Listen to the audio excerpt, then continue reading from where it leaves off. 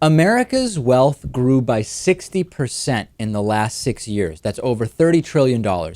In approximately the same time, the number of homeless children has also grown by 60%. The U.S. actually has one of the highest relative child poverty rates in the developed world. There's a UNICEF report which says children's material well-being is highest in the Netherlands and in the 4 Nordic countries, and lowest in Latvia, Lithuania, Romania, and the United States. Listen to some of these facts. Here we go.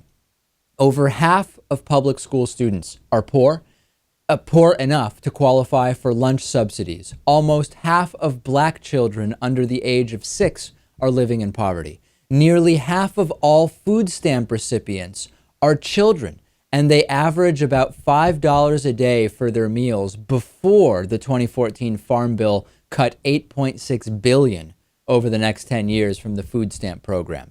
If we go back to 2007, about 12 of every 100 kids were on food stamps. Today, it's about 20 of every 100 kids, 1 out of 5. For every 2 homeless kids back in 2006, there are now 3. The U.S., near the bottom in education and sinking, near the bottom of the developed world in terms of the percentage of 4-year-olds in early childhood education.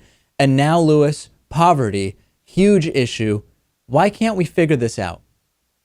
I think it's because for the majority of our elected officials, this is not a priority, and it's probably something that's just not even on the radar. I think that's probably it. I guess they're more concerned with making sure that the rich stay rich and pay less in taxes every year. And early education should be one of the top goals for the future. Numerous studies have shown that preschool helps all children to achieve more and earn more through adulthood, with the most disadvantaged benefiting the most.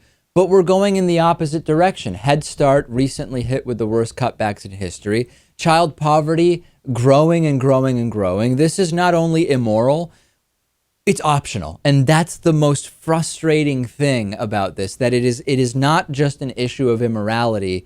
It is an issue of this being a choice. We have the resources, we have the data, we have the studies and the ability and the intelligence to end this anytime we want. As soon as our representatives decide that this has to end, it can end within a few years. But as Lewis says, seemingly not the will to make this happen. This is just like hunger in this country. We throw out so much food. We have the resources. It's an allocation issue, not at all a resource issue. And we are choosing not to end it. And it's absolutely disgusting. Disagree with me? Send me your tweets, twitter.com/dpakman.